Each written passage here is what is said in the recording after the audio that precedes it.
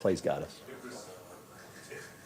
Good afternoon. It's 4:30 p.m. on Tuesday, May 6th, 2025. We will call the City Council meeting of the City of New Ulm to order. At this time, first item of business is consent agenda. Councilors, what are your wishes?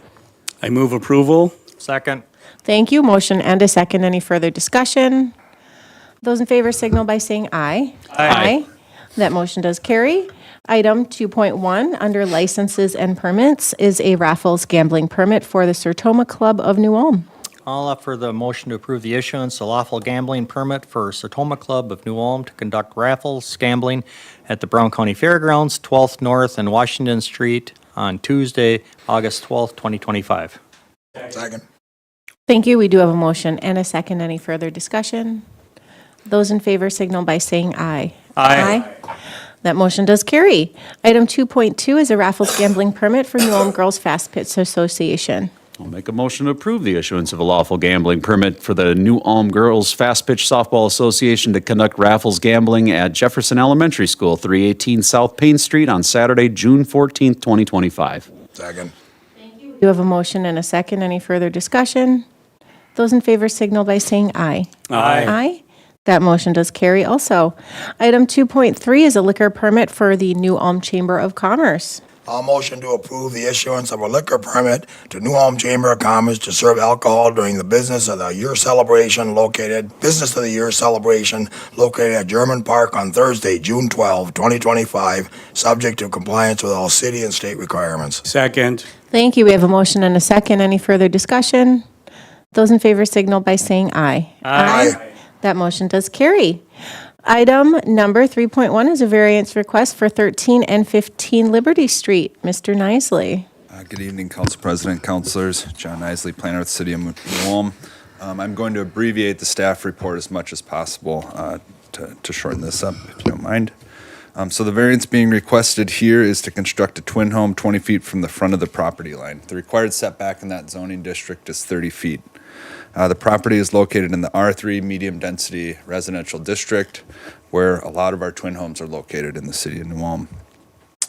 The proposed lots, the lots proposed for development are 7 and 8, and they're the last lots of that subdivision to be developed. They're on the far, let's call it northwest end of that development. There's a very steep slope at the rear of the lot, and because of that steep slope, there's water that seeps out the toe of that slope and makes the rear of that property quite wet. So the applicant and developer here is proposing to slide the houses closer to the front yard property line and Liberty Street and be at 20 feet versus 30 feet. They're also on a little bit of a curve or bend in the road right there.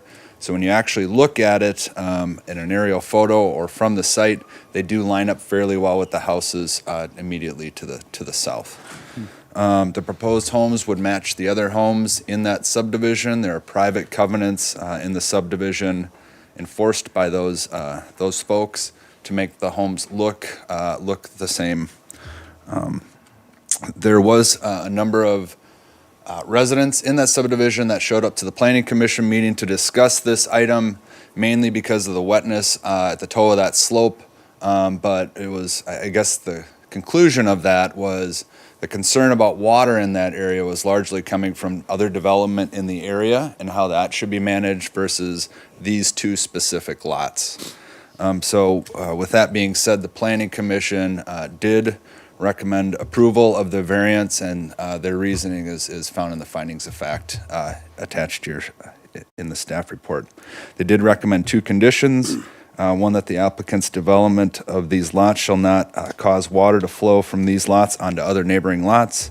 And then two, that the applicant shall pay the cost to record the variance with the Brown County Recorder's Office. That concludes the staff report. Thank you, Mr. Nisley. President and councilors, I would like to offer the resolution to approve with conditions the variance request by Sun Valley Properties LLC to construct a twin home 20 feet from the front property line as shown in the site plan provided with the variance application on the property legally described as Lot 7, Lot 8, Minnesota River Valley subdivision. Second. Thank you. We have a motion and a second. Any further discussion? I'm just going to add from the Planning Commission, the bulk of the conversation was about water and how it goes, but they've gone above and beyond with and working with city staff, and they bolted a mink and have a water stormwater plan and, you know, Development was causing water drama. up on top. On top. Up on top, and they've taken measures, and a couple weeks ago at the planning meeting, they were in the process of getting their seeding and other things under control too. So it's just, we had that 6-inch rain last year, and that was what they were citing. Gotcha. Thank you. So there's no long-term worries about it being kind of sloped and wet or anything like that 10 feet difference is going, So I mean, obviously, I'm not an architect or anything, but, there's kind of two separate items. The toe of the slope is naturally going to seep out that groundwater. Okay. So that back of that property is always going to be fairly wet. The developers are going to be proposing, or they are going to be putting in a small swale, and then they also have tile around the house to direct that water to the stormwater system that's across Liberty Street. What's happening up on top is a different type of development that slopes towards these properties that was newly graded last year. Okay. And there was, like Councilor Mack said, there was a 6-inch rain that breached a temporary stormwater pond. Water flowed downhill into the backyards of one of these residences, and that caused the problem. okay. Perfect. Thank you. Yeah, thanks. Any additional discussion? Just the history of that property, the topography, there's not a lot you can do. That's the answer to it. Yeah, I'm fine with it. Perfect. Director Jorgensen, please call the roll. Counselor Christian? Yes. Counselor Warmka? Yes. Counselor Schmitz? Yes. Counselor Mack? Yes. President Becker? Yes, motion carries. Thank you. Item 3.2 is preliminary plot of the Highland Apartments addition. Mr. Schnobrick. Madam President, members of the City Council, the street address of this property is 901 North Highland Avenue. Planning Commission recommended approval of the preliminary plat at its April 24th meeting. The applicant in this particular case is Chris Raymond on behalf of Keepers Incorporated. The owner of the property is Keith Marty. The property is generally located west of North Highland Avenue and north of 7th North Street. The area to be platted totals 9.9 acres. The property currently consists of parts of 4 outlots. The plat will divide the property into 4 lots and will also provide street right-of-way for the extension of 10th North Street. The 4 lots will have frontage on either 10th North Street, North Highland Avenue, or 7th North Street. The lots all have the required frontage on an existing or proposed street. The property is being proposed for platting as a planned unit development district. The plat has been evaluated, therefore, using the development standards for the R4 or high-density residence district. All 4 lots comply with city code standards for the R4 district. The proposed building locations also comply with city setback requirements. The recommended conditions included the following. Number 1, pay the parkland dedication fee of $4,200, and that's $1,050 per lot. Provide an electronic file of the plat in an AutoCAD 2016 or newer format. Number 3, determine if a connection fee must be paid for access to a stormwater quality pond located south of 7th North Street. The developer in this particular instance has 2 options. They can either store the stormwater on site, or they can access a city stormwater pond that is located close to 5th North Street. So that's an option that they'll have to examine, and I'm sure cost will be a major factor in their decision. The developer shall also enter into a development agreement with the City of New Ulm Number 5, this resolution, or the resolution approving this request will be filed with the Brown County Recorder's Office. And number 6, the owner and/or developer will secure a planned unit development zoning designation for the platted area. That would conclude the report. I would note one additional item, that this is Torrance property, and as a result, when you see the final plat for this property, it is going to look a little bit different.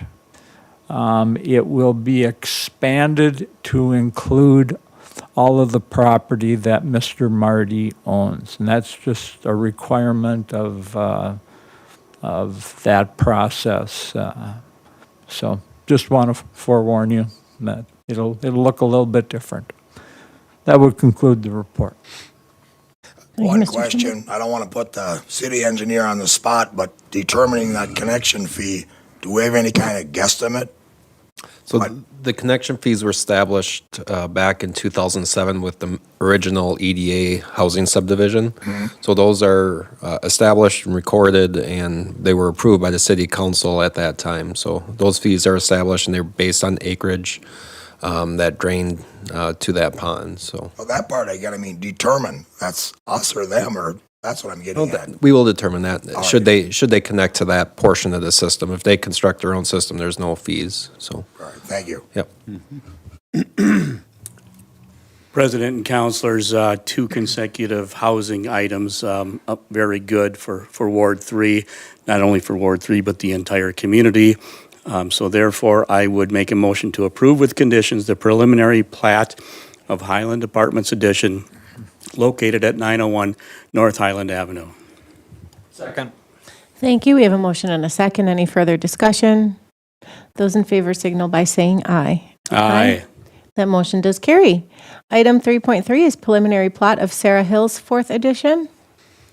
Okay, the city council may remember that at your February 4th, 2025 meeting, you approved a purchase agreement with Melvin Schugel for this property. We closed on that property with Mr. Schugel on March 24th, 2025. One of the requirements of his purchase of the property was that it was to be platted. So the property is located at 1827 Ryan Road and 1900 Allison Avenue. And it is situated between those 2 streets, and then it is north of Maplewood Drive. Planning Commission unanimously recommended approval with conditions, the plat at their April 24th meeting. Platted area totals 2.75 acres. The plat will subdivide the property into 2 lots. The 2 lots comply with the city's zoning standards for the R1 zoning district.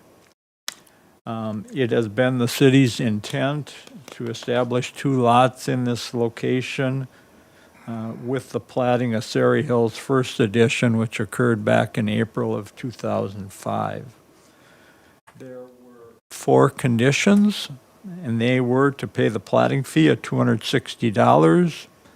It's a base fee of $200 and $30 per lot. Pay the parkland dedication fee of $700 for the 2 lots. It's $350 per lot. Provide an electronic file of the plat in an AutoCAD 2016 or newer format. And then finally, provide 2 easement areas. The first is a 10-foot easement area on the front property line of both Lot 1 and Lot 2. And the second is a 5-foot easement area on the rear or alley property line for both lots. That would conclude the staff report. Thank you, Mr. Schnoberg. President and councilors, another 3rd housing project for Ward 3 in our city. I think this is fantastic. And so I'd like to make the motion to approve with conditions the preliminary plat of Sarah Hills, 4th edition, located at 1827 Ryan Road and 1900 Allison Avenue. Second. Thank you. We have a motion and a second. Any further discussion? Those in favor signal by saying aye. Aye. That motion does carry. Under old business, item 4.1 is the orderly annexation agreement with Milford Township. Again, Mr. Schnurberg. Thank you. The city council approved an orderly annexation agreement, and I'm going to refer to it as OAA, with Milford Township at its December 17th, 2024 meeting. The Milford Township Board approved the same agreement at its December 12th, 2024 meeting. The city submitted the OAA to the Office of Administrative Hearings on December 20th of 2024. The Office of Administrative Hearings then notified the city that the city and township had not followed the correct procedural requirements in adopting the document. In particular, the city and township had failed to publish a notice of intent to adopt an OAA and then adopt the OAA 10 days after the publication of that notice. This provision applied in our case since the OAA was considered a new document, and we had considered it to be the renewal of an existing document. The city and township have now published a joint notice in compliance with the 10-day requirement, and the city is able to adopt the OAA at this meeting. The township is scheduled to take action on this item at its May 8th meeting. The contents of the agreement, the exhibits, the maps, all remain the same from that was found in the original OAA. I might also note that the city and Cottonwood Township entered into an OAA effective April 23rd, 2025, and that now has been approved by the Office of Administrative Hearings. That would conclude the staff report. Well, I'm going to offer the resolution to decertify the TIF district.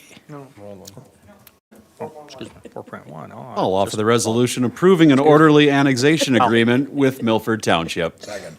Line up. Second. We do have a motion and a second. Any additional discussion? Yes, President and councilors, I have a couple questions maybe related to the airport zones, specifically airport B zones. Are there any of those involved with this? The yellow annexation area around the runways? Not to my knowledge, no. Okay. All right. Okay. That was it. Thank you. Perfect. Any additional discussion? All right, Director Jorgensen, please call the roll. Just a second. Counselor Christian? Yes. Counselor Warmka? Yes. Counselor Schmitz? Yes. Counselor Mack? Yes. President Becker? Yes, that motion does carry. Moving on to new business, item number 5.1 is the decertification of TIF District H5 in Milford Heights. Counselors, this TIF district has been around for quite since 2007. All the debt has been paid in relationship to this district, and all other financial obligations have been met. So there's no reason that we can continue to collect the TIF funds related to this one. There are some residual funds that will need to be returned to the county as excess TIF, as well as some monies that can be forwarded to the EDA for them to recoup some of the funds that they originally loaned the district. Basically just cleaning up a Yep. few year-end things. So with that, I'm going to offer the resolution to decertify the TIF district H5 Milford Heights as May 6, 2025, and allow staff to make excess TIF payments to the county and any other transactions needed during the closeout process. Second. Thank you. We do have a motion and a second. Any further discussion? Director Jorgensen, please call the roll. Counselor Christian? Yes. Counselor Warmka? Yes. Counselor Schmitz? Yes. Counselor Mack? Yes. President Becker? Yes, that motion does carry. As a follow-up, item 5.2 is transfer funds from TIF H5 Milford Heights 1 to the Economic Development Authority. Counselors, this is related to that last TIF district. Decertification is just necessary resolution in order to transfer those funds to the EDA fund of $33,414.31. I'll go ahead and offer the resolution to transfer $33,414.31 from the TIF H5 Milford Heights 1365 to the EDA Fund 260. Second. Thank you. We have a motion and a second. Any further discussion?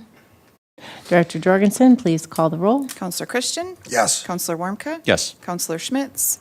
Yes. Counselor Mack? Yes. President Becker? Yes, motion carries. Item 5.3 is the BMX request for temporary camping. Mr. Schugel. Thank you, President Betker, City Council.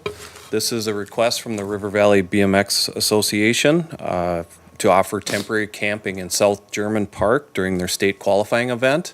Their state qualifier is a little bit earlier this year, so it's Thursday, May 29th through Sunday, June 1st. And this has been a pretty regular request for a number of years now. This would need your approval to do that, as there is no overnight camping in parks on a regular basis. And they anticipate between 1 and 10 campers to be in the area, no more than 5 recreational fires. We would notify the police department during this, and at the conclusion of these weekends, we haven't seen any significant cleanup issues or any of that during these events. Perfect, thank you. Again, at the Park and Rec meeting, I mean, we've done this several years. There's been no policing on our part, no issues. I'll offer the resolution to authorize overnight temporary camping not to exceed 5 recreational fires in South German Park near 3rd South Street for the BMX Minnesota State Qualifier Racing event on the nights of Thursday, May 29, Friday, May 30, Saturday, May 31st, and Sunday, June 1st, 2025. Second. Thank you. We have a motion and a second. Any further discussion? Director Jorgensen, please call the roll. Counselor Christian? Yes. Counselor Warmka? Yes. Counselor Schmitz? Yes. Counselor Mack? Yes. President Becker? Yes, that motion carries. Item 5.4 are park and recreation donations. Yes, President Betker, City Council, looking for the acceptance of a number of donations this month. The first one would be to the 80% to the Rec on the Go program from New Ulm Public Schools for their Community Education Department in the amount of $6,400. The second from Dan Bernick for $25 to the Friends of German Park in memory of Joni Schugel. And then the Isaac Walton League for 2 different donations. The first one for $2,000 towards the Pollinator Park for programming and supplies out in that area. And then also for $3,000 for new archery range targets at the archery range. And that total is $11,425. Wonderful. Well, I'll offer the resolution to accept the following donations offered to the City of New Ulm through Park and Recreation Department for identified purposes, and thanks, Joey, for reading them in. Second. Thank you. We have a motion and a second. Any further discussion? Director Jorgensen, please call the roll. Counselor Christian? Yes. Counselor Warmka? Yes. Counselor Schmitz? Yes. Counselor Mack? Yes. President Becker? Yes, that motion does carry. Item number 5.5 is library donations and memorials. I'll offer the resolution to accept donations and memorials to the New Ulm Public Library for the period beginning January 1st to March 31st, 2025, and I will go ahead and read those in.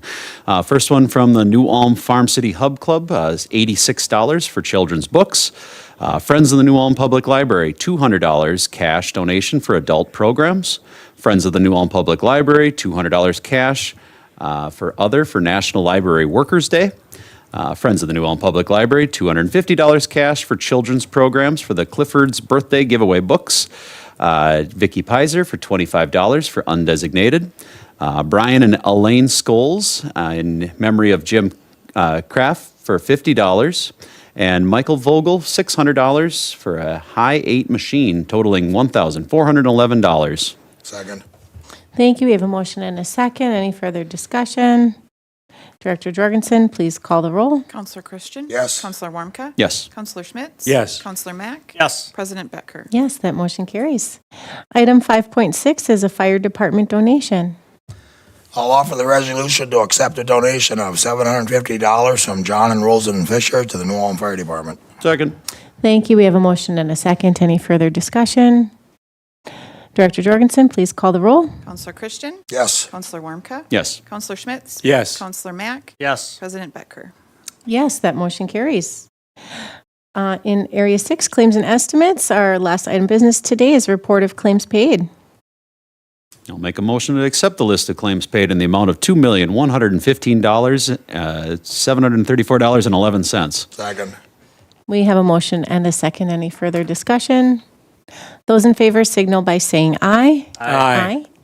That motion does carry, and with no additional business, today's meeting is adjourned. Thank you.